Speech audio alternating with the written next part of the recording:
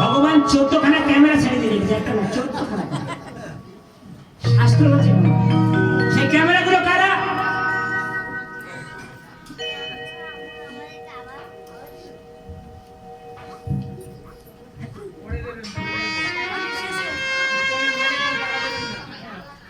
আমার 14খানা ক্যামেরা ছেড়ে দিয়ে রেখেছে, একটা ক্যামেরা না হয় ছবি নাই। চন্দ্র, সূর্য, বরুণ, কুবের, ইন্দ্র, এই যে চতুর্দিকে দেখতে পাচ্ছি না, সব ভগবানের ক্যামেরা।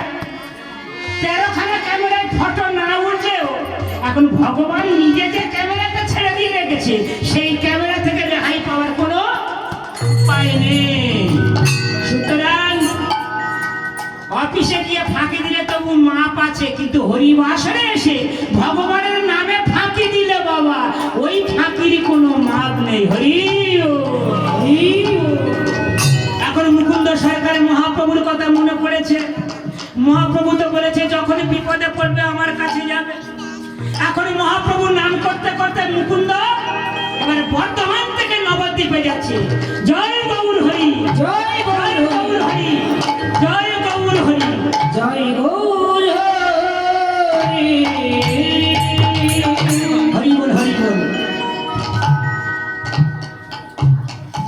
মনে রে হরি নাম করো সার, মনে রে হরি নাম করো সার, মনে রে হরি নাম করো সার। হরি নাম করলে কি হবে? এ ভব সাগর হবে বালুর চর, হাতিয়া হইবি পার। এ ভব সাগর হবে বালুর চর, হাতিয়া হইবি পার। হরি নাম করো সার, মনে হরি নাম করো সার, মনে হরি নাম করো সার। গৌরী গৌরী গৌরী গৌরী গৌরী গৌরী হে, গৌরী গৌরী গৌরী গৌরী গৌরী গৌরী হে। সবাই বলুন হাতে হাতে তালি দিয়ে, গৌরী গৌরী গৌরী গৌরী গৌরী গৌরী গৌরী গৌরী গৌরী হে, গৌরী গৌরী গৌরী গৌরী গৌরী গৌরী গৌরী হে।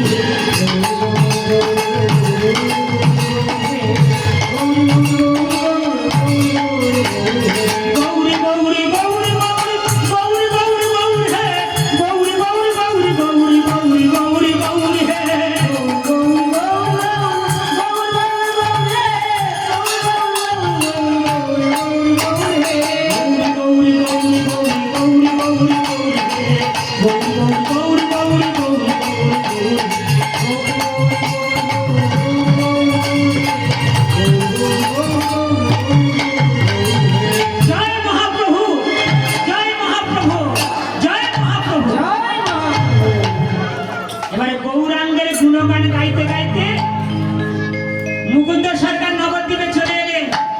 মহাপ্রভু আমি এসে গেছি। এসেছো মুকুন্দ? হ্যাঁ প্রভু, এসো এসো, কতদিন তোমায় দেখিনি। ভালো আছো তো বাবা? মুকুন্দ সরকার বলছে হ্যাঁ প্রভু আমি ভালো আছি। তোমার স্ত্রী কেমন আছে? তোমার স্ত্রী বলছে প্রভু আমি জগতে সকলের চিকিৎসা করছি, কিন্তু আমি আমার ঘরের চিকিৎসা করতে পারছি না। জগতে সকলের অসুখ সারিয়ে দিচ্ছি, কিন্তু আমি আমার স্ত্রীর অসুখ সারাতে পারছি না। বলছে কি তোমার স্ত্রীর আবার কি অসুখ করেছে কেউ সারতে পারছে না? প্রভু অসুখটা কোথায় জানেন? মানে কি? যখন মহাপ্রভু হরিদাসকে দেখতে এসেছে, হরিদাস তখন পুরী ধামে থাকে। হ্যাঁ, হরিদাস বিছানায় শায়িত হয়ে আছে। হরিদাস প্রভু কেমন আছো? হরিদাস বলছে প্রভু দেহ আমার ভালো আছে কিন্তু মন ভালো নেই। এটা আবার কেমন কথা হলো বৌমা? এবার কেমন কথা? আমরা তো সবাই জানি বাবা দেহ ভালো থাকলে মন ভালো থাকবে, তাই না? দেহকে ভালো রাখার জন্য কত সাজসজ্জা করছি, ভিটামিন পাওয়ার জন্য কত কি সেবা করছি। তাই এত যদি ভিটামিন থাকলো তাহলে সকাল সন্ধ্যে কেন ডাক্তারের খানায় গিয়ে লাইন দিচ্ছে বাবা? প্রেম সে বলো রাধে রাধে হরি বল হরি রাধে। হরিদাস বলছে প্রভু আপনার আশীর্বাদে আমার দেহটা ভালো আছে কিন্তু মন ভালো নেই। বলে কেন কেন? বলে আমি যে দিনে 3 লক্ষ নাম জপ করি, এখন বিছানায় শায়িত হয়ে গেছি, তাই সংখ্যা নামে পূরণ করতে পারছি না, তাই হরিনাম জপ শেষ করতে পারছি না। বলে প্রভু আমার মনটাও ভালো যাচ্ছে না। হরি বাবা রে বাবা, হরিনামে না করলে আমার মন নাকি ভালো থাকে না? আমরা সবাই চেষ্টা করছি কি করে হরিনামে ফাঁকি দেবো। আরে হরিদাস বলছে হরিনামে না করলে মন ভালো থাকে না। তা হরিদাস বাবা বয়স তো হয়েছে, এবার সংখ্যা নাম একটু কমিয়ে দাও।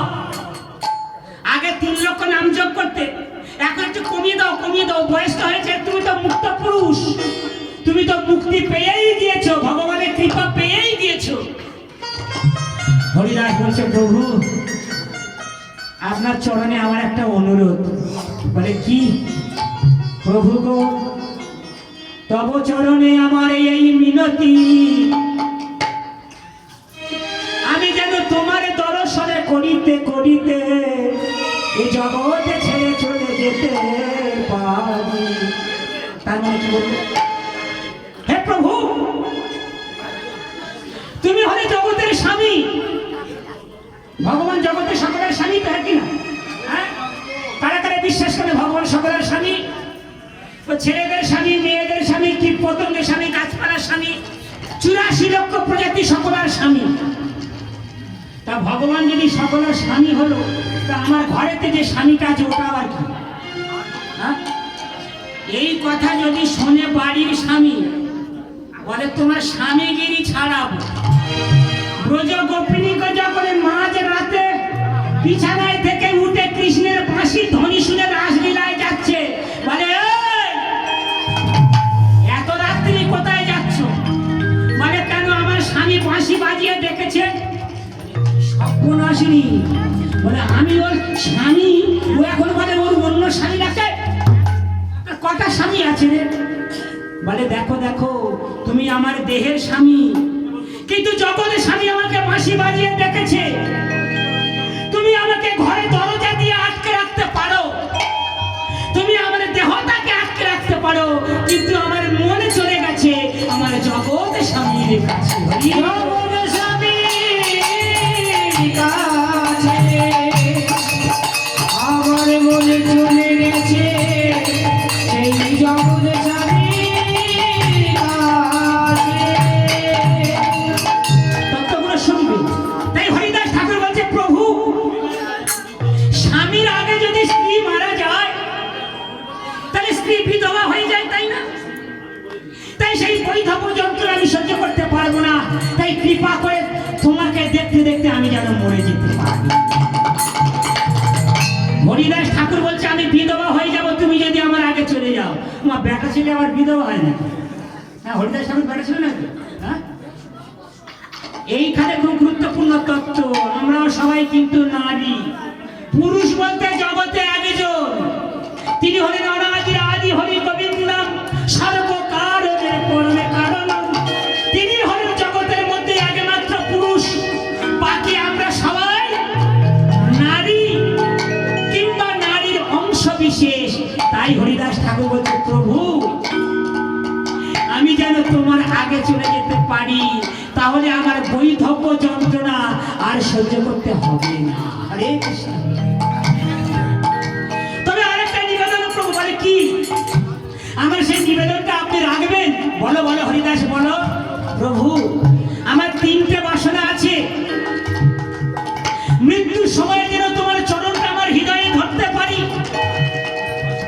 তোমার এই রূপ দেখতে দেখতে আমি যেন মরে যেতে পারি, আর আমার বদনে তোমার নাম করতে করতে আমি যেন জগৎ থেকে চলে যেতে পারি। হরি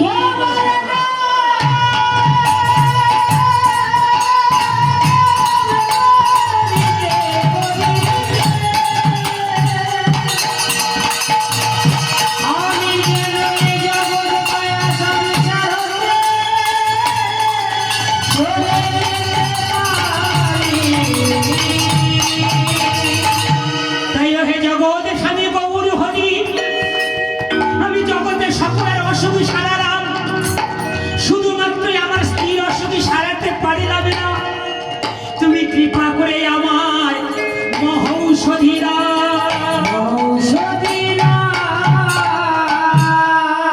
সেই মহৌষধিটা কি? সেই মহৌষধিটা প্রতিদিন আপনারা গান আপনারা সবাই জানেন। তাই মহাপ্রভু বলেছেন, আনিয়াছি মহৌষধি মায়া নাশিবার লাগি, নাশিবার লাগি। হরিনাম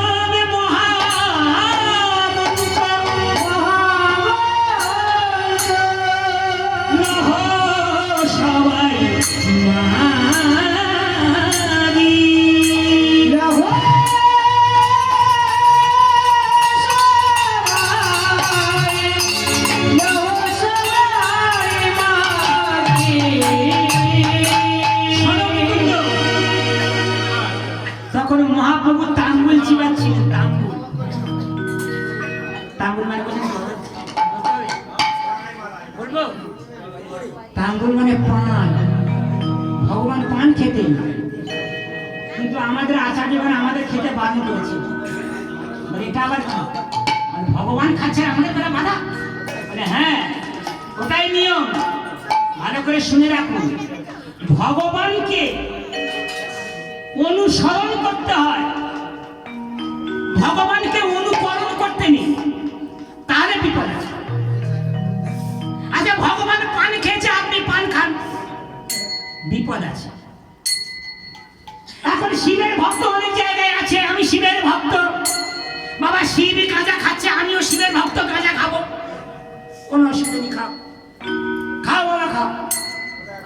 এখন শিব সমুদ্র মন্থন থেকে যে বিষ উঠেছিল, সে বিষ খেয়ে ফেলেছিল এবং গলায়তে কিছু জমিয়ে রেখেছিল, তাই বাবার গলাটা নীল হয়ে গিয়েছিল বলে বাবার এক নামে নীলকণ্ঠ। তা বাবা গাঁজা খেয়েছে, তুমি গাঁজা খাও, আর বাবা বিষ খেয়েছে, তুমি একটু বিষ খেয়ে দেখো কেমন মজা আছে।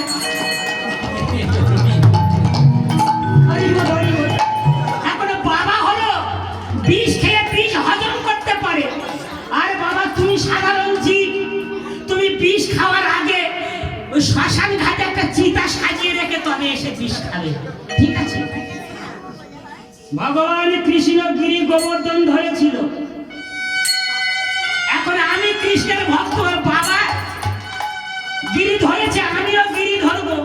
মানে তোমার গিরি ধরতে হবে না, তুমি একটা ইট ধরো, ইট।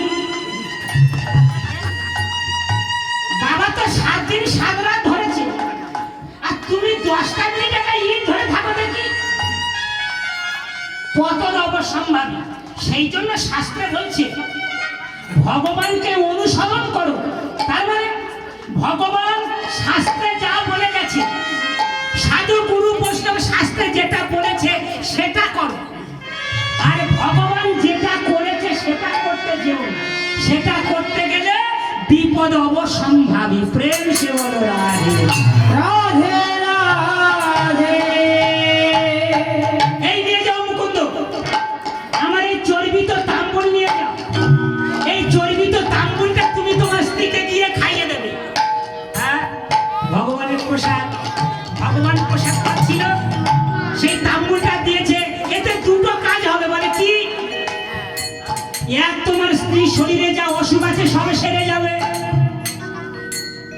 আর 2 নম্বর কাজ কি? বাবা ট্রেনের মধ্যে ফেরি করে না, এই ওষুধটা খেলে 25টা অসুখ সারবে, এই ওষুধটা খেলে 40টা অসুখ সারবে। বাবা আমি সেরকম ফেরি করছি, আমি শাস্ত্রের ফেরি করছি। মহাপ্রভুর ওষুধটা খেলে দুটো কাজ করবে, এক তোমার স্ত্রীর সারা শরীরের ব্যাধি সেরে যাবে, আর 2 নম্বর হলো তোমার কোনো বংশধর নেই, তোমরা দুজন মরে যাওয়ার পরে ভগবানকে সেবা করার কেউ নেই। আমার এই চর্বিত প্রসাদটা তোমার স্ত্রীকে খাওয়ালে তোমার স্ত্রীর গর্ভে একটি কৃষ্ণ ভক্ত সন্তান হবে, কৃষ্ণ ভক্ত সন্তান হবে, সে যে পদন ভরে প্রেম ভরে হরি নামে বলিতে পারবে, প্রেম ভরে হরি নাম বলিতে পারবে, আর হরি নাম দিয়ে জগৎবাসীকে উদ্ধার করিতে পারিবে। হরি নাম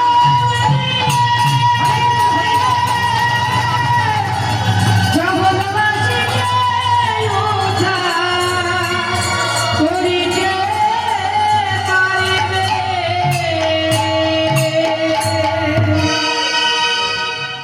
হরে কৃষ্ণ, হরি বল। ওষুধ কেমন লাগছে তোমার? হ্যাঁ? না আমি অধম মা, আমার কোনো যোগ্যতা নাই, আমি জ্ঞানহীন, ভক্তিহীন, শ্রদ্ধাহীন, অধম আপনাদের কাছে এসে পড়েছি। ঠিক আছে, এখন কৃপা করে আপনারা যদি আশীর্বাদ দেন তাহলে হয়তো এই ভগবানের 2-4টে কথা বলতে পারবো, তাই না?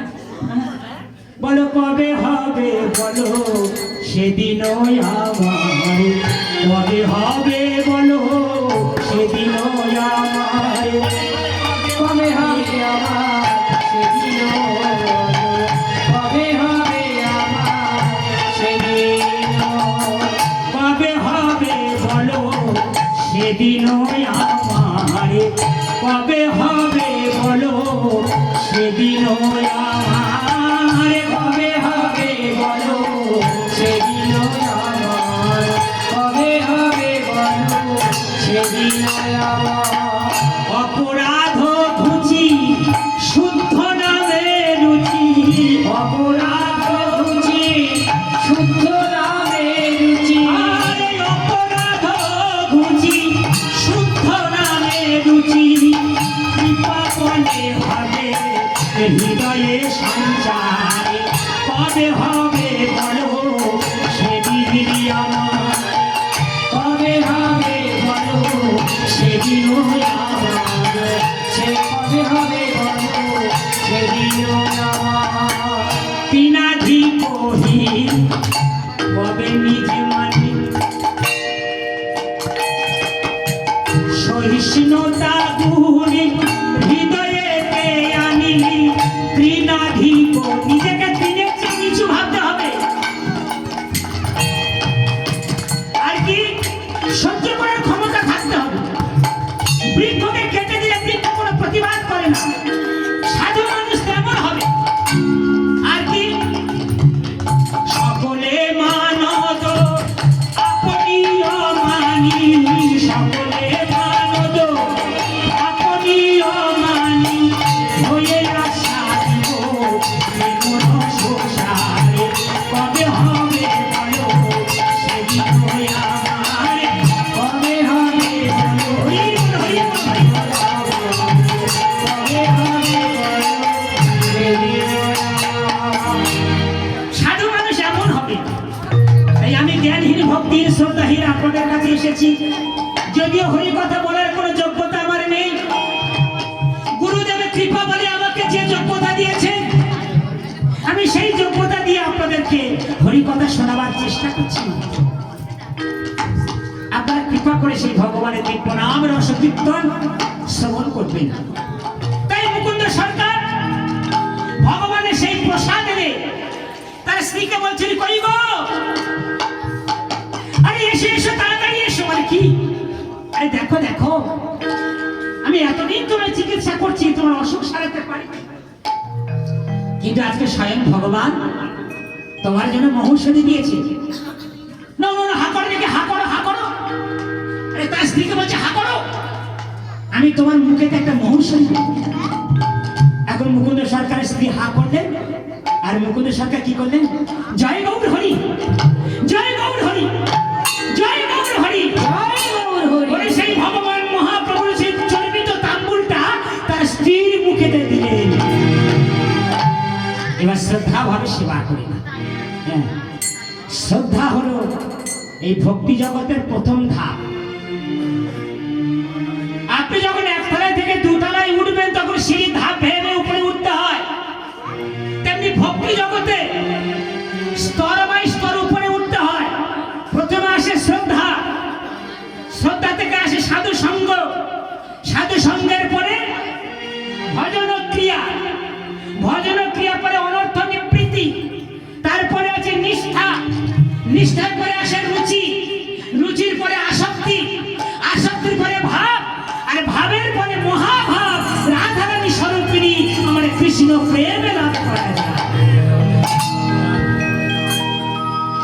আর দুদিন ভক্তি জগতে এসে কেউ যদি মনে করে, বাবারে এতদিন হরিনাম করছি কিন্তু নামের কোনো মাহাত্ম্য বুঝছি না, এত অপরাধ হয়ে যাচ্ছে যে আমি নামের রস পান করতে পারছি না, কি করে পারবি?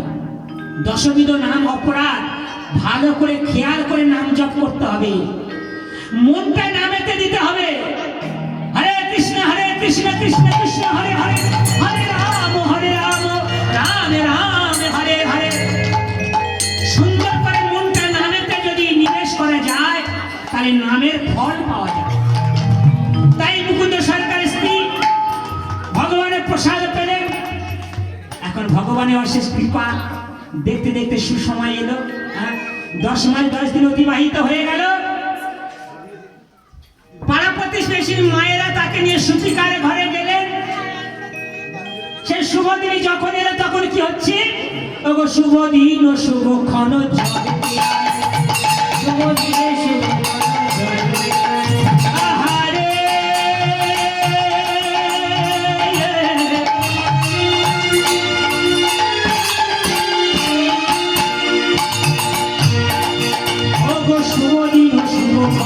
জগতে আইলো সুদিনে শুভকালে জগতে আইলো। মায়ের কোলে আলো করে, আবার মায়ের কোলে আলো করে সন্তানের জন্ম নিল। মায়ের কোলে আলো করে সন্তানের জন্ম নিল।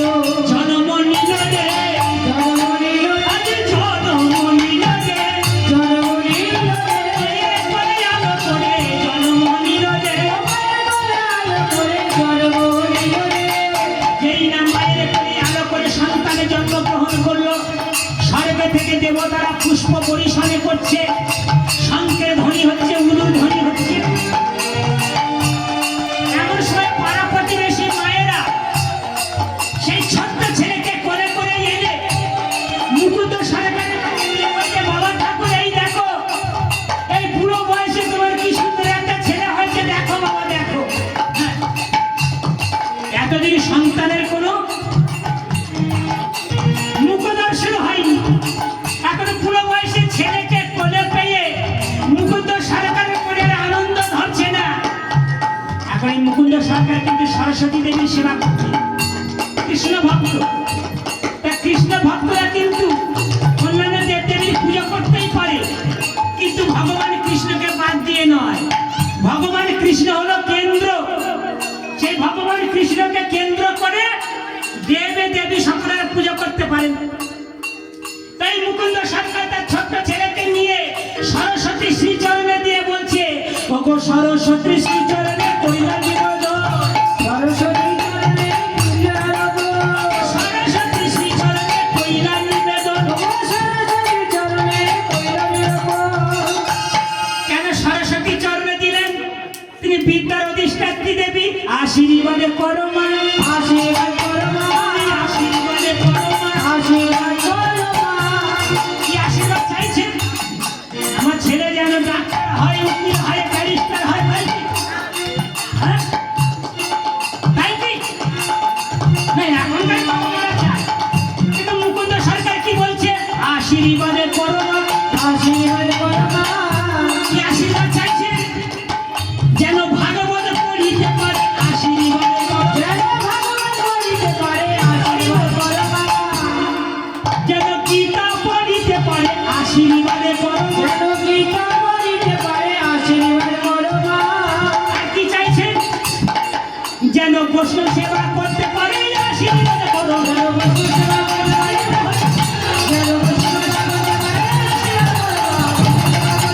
আশীর্বাদ করো মা। বস্তু সেবা করতে পারে, আশীর্বাদ করো মা। আশীর্বাদ করো মা। আশীর্বাদ করো। হরি বল, হরি বল। এখনো জীবী সাবধান হয়ে যান। যদি ছেলের হাতে বৃদ্ধ বয়সে সেবা পেতে চান, তবে ছেলেকে কৃষ্ণ ভক্ত তৈরি করুন। কৃষ্ণ বহির্মুখ ছেলে মেয়ে যদি হয়, তাহলে বৃদ্ধ বয়সে বৃদ্ধ আশ্রমে যাওয়ার জন্য সবাই প্রস্তুত হয়ে থাকুন। আমার কথা নয় তোমার, বাস্তবের কথা। কৃষ্ণ ভক্ত সন্তান যদি হয়, সে আর কিছু না পারলেও নগর থেকে ভিক্ষে করে এনে ভগবানকে সেবা দিয়ে তার বৃদ্ধ পিতা মাতাকে অন্তত সেবাটাই দিবে। তাই ছেলে আস্তে আস্তে বড় হয়ে গেছে।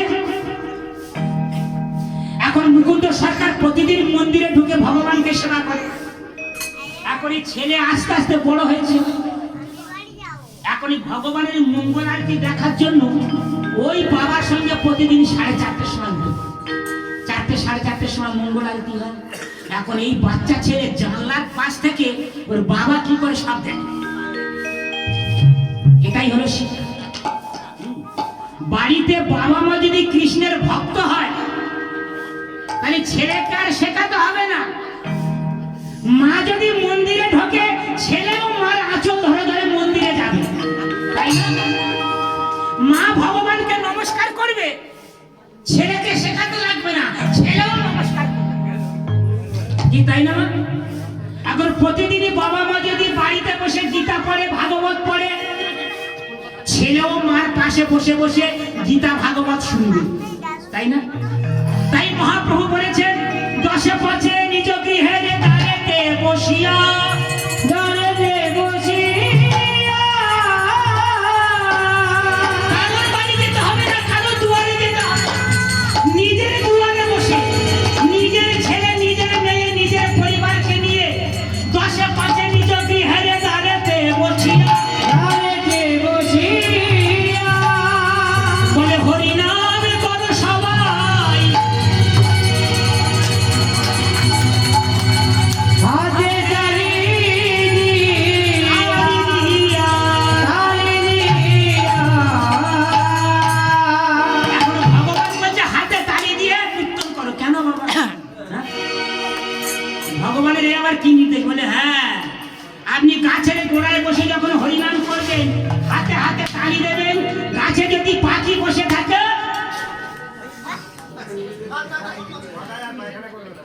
যদি পাখি বসে থাকে উড়ে পালাবে, পালাবে না মা?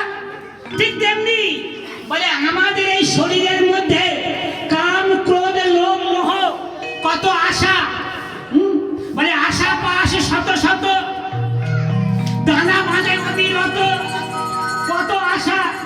ছেলে পেয়ে দেবো, নাতি হবে, নাতির মুখ দেখবো, নাতিকে নিয়ে ঘোড়ার গাড়ি চড়াবো, তারপর চড়তে চড়তে পটল উঠে যাবে আর হরিনামে বলা হবে। তাই এই দেহের মধ্যে অনেক কামনা বাসনা আছে। হাতে তালি দিয়ে যদি কীর্তন করি, তাহলে দেহের মধ্যে যে পাপ স্বরূপ কামনা বাসনা, বৃক্ষ স্বরূপ যে পাখিগুলো বসে আছে, সেগুলো নামের প্রভাবে উড়ে চলে যাবে, তখন হৃদয়টা পবিত্র হয়ে যাবে। তাই ছোট্ট ছেলে বাবার আরতি দেখে আর হরিনাম শোনে।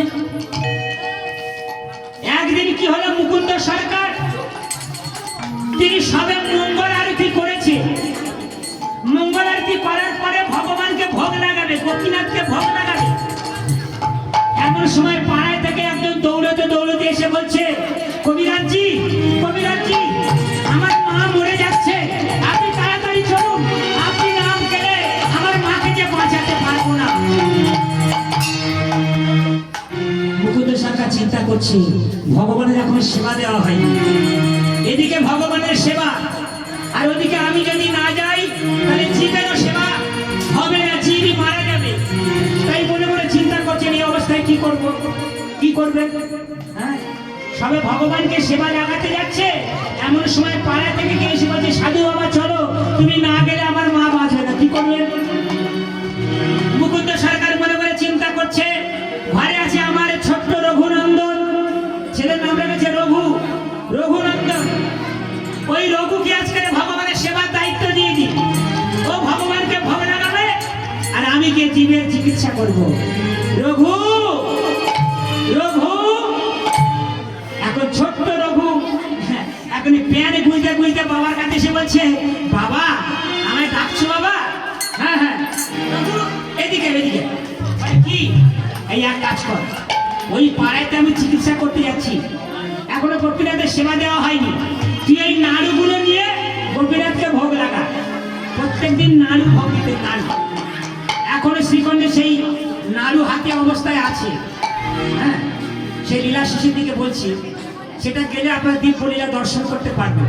আমি দিব্য স্থান দর্শন করেছি, তাই সেই লীলা আপনাদের কাছে পরিবেশন করতে আমার খুব ভালো লাগছে, আমাকে সহজ হচ্ছে। রঘু যা বাবা যা, তুই গোপীনাথকে সেবা লাগা। আর রঘু বলছে, বাবা আমি মন্ত্র জানি না, তুমি কত মন্ত্র বলো, তাই না? আমি ভগবানকে ভোগ লাগাতে জানি না, তুমি কত কি বলো, বলে ভগবানকে ভোগ লাগাও, আমি কি ওসব পারবো?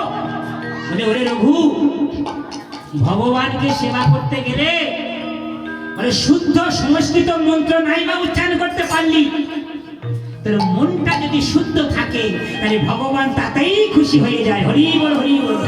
ওরে রঘু, বলে কি বা হবে শুদ্ধ মন্ত্র, কি বা হবে শুদ্ধ মন্ত্র, ওরে রঘু কি বা হবে শুদ্ধ মন্ত্র, কি বা হবে শুদ্ধ মন্ত্র, যদি থাকে শুদ্ধ মন্ত্র, কি বা হবে শুদ্ধ মন্ত্র, যদি থাকে শুদ্ধ মন্ত্র। রঘুনন্দনের অহিংসা সরলতা যদি কোনো জীবের মধ্যে থাকে, তাহলে সেই জীবের সেবায় যে আমি অতীব সন্তুষ্ট হই। রঘুরে যদি থাকে শুদ্ধ মন্ত্র, কি বা হবে শুদ্ধ মন্ত্র, যদি থাকে শুদ্ধ মন্ত্র, ওরে যাই যাই দিনায় বাহারাই যাইতে, যদি থাকে শুদ্ধ মন্ত্র, যাই যাই দিনায় বাহারাই যাইতে, যদি থাকে শুদ্ধ মন্ত্র,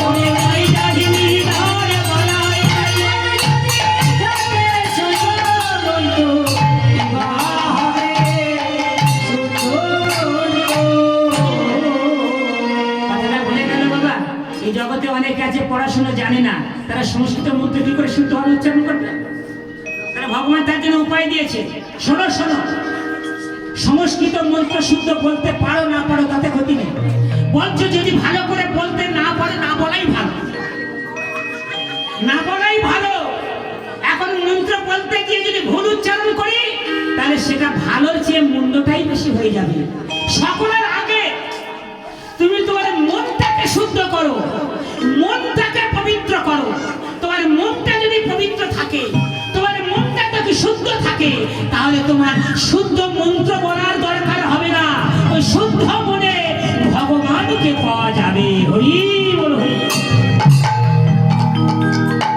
এখন রঘুনন্দনকে বললেন গোপীনাথকে ভোগ লাগাবার জন্য। এখন রঘুনন্দন মার কাছে গিয়ে বলছে, মা মা দাও, নাড়ু থালা দাও, আমি গোপীনাথকে ভোগ লাগাবো। মা বলছে, তুই ভোগ লাগাবি? বলে হ্যাঁ। আর তোর বাবা? বলে বাবা ওই পাড়াতে কাজ চিকিৎসা করতে চলে গেছে। আরে তুই ভগবানকে ভোগ লাগাবে, তুই মন্ত্র জানিস? কি করে ভোগ লাগাতে হয় তুই শিখেছিস? আমার বাবা বলেছে মন্ত্র বলতে হবে না, আমার বাবা বলেছে তোর শুদ্ধ মন থাকলে ভগবান খুশি হয়ে যাবে, তুমি দাও দাও থালা দাও। এখন মা বলছে, বাবা তোরা বাচ্চাটা যা পারিস কর, এই নিজে নাড়ু থালা দাও। বলে গুনে গুনে 10টা নাড়ু দিয়েছে, দিয়ে গোপীনাথের মন্দিরে সেই 10টা নাড়ু থালা নিয়ে রঘুনন্দন মন্দিরে ঢুকেছে। এখন মন্দিরে ঢুকে গোপীনাথকে বলছে, না গোপীনাথ তুমি খাও, বাচ্চা ছেলে তো, ছেলে সব। আমি শুনেছি তুমি ধ্রুবের হাতে খেয়েছো। ভালো করছে, হরি বল হরি বল। রাত হয়ে গেছে তো, সকলে বাড়ি যাওয়ার জন্য উঠছে।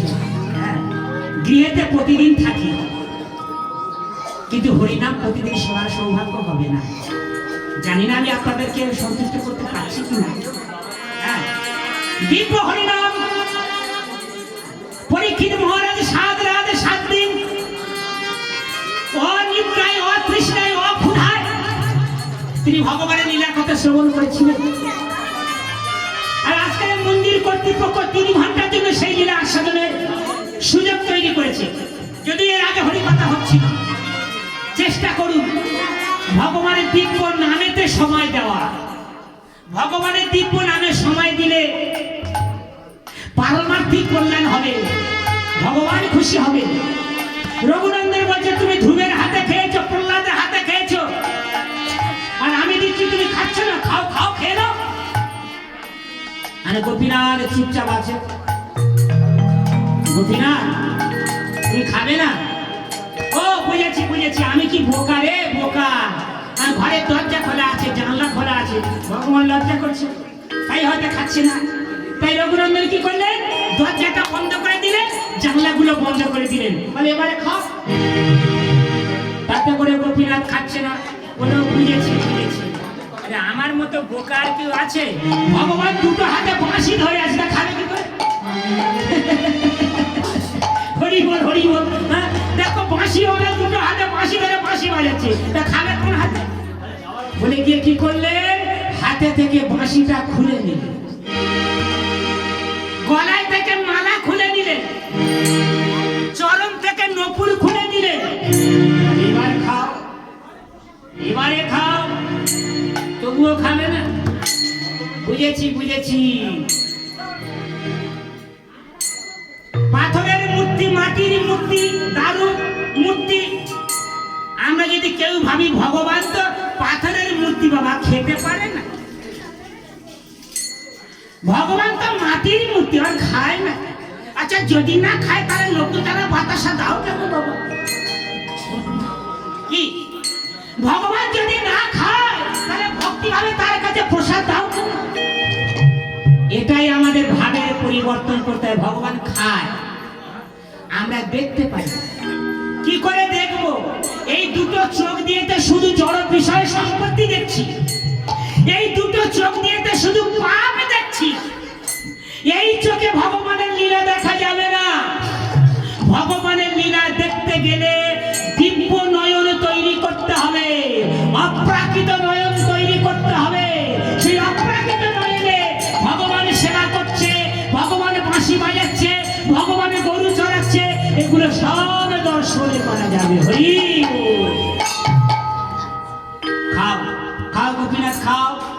গোপীনাথ খাচ্ছে না। এখন রঘুনন্দন মনে মনে ভাবছে বাবা তো প্রতিদিন খেতে দেয়, আর তুমি আমার হাতে খাবে না? আমি বাচ্চা ছেলে বলে আমার হাতে খাবে না? ঠিক আছে, খেতে হবে না। আমি আজ তোমার সামনে আমি আত্মহত্যা করব।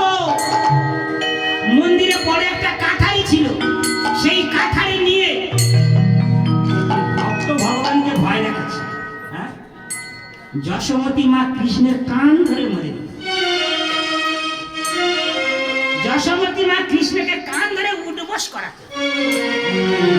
কেমন ভক্ত গোমা ভগবানকে শাসন করছে, মানে এরা জন্মে জন্মে ভগবানের বাবা মা।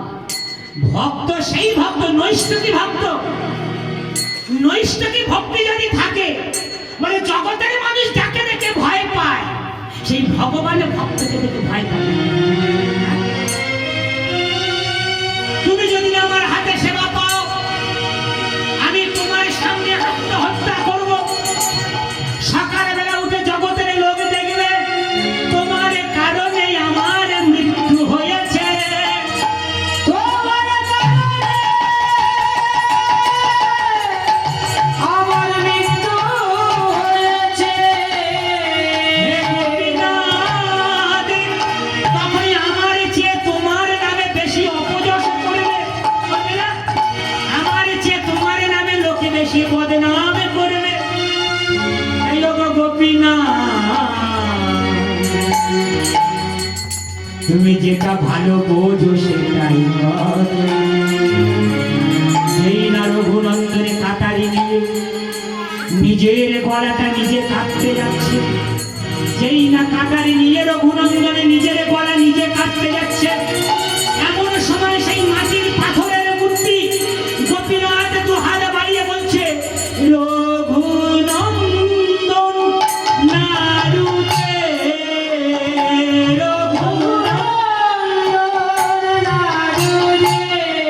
হরি বল, হরি বল, হরি বল।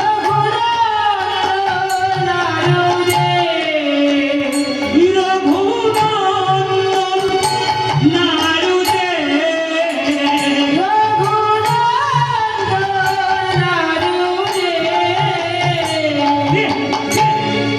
কি আমার কাছে নাড়ু খেতে চাইছে? রঘুনন্দন, আমি গোপীনাথ, দে বাবা দে।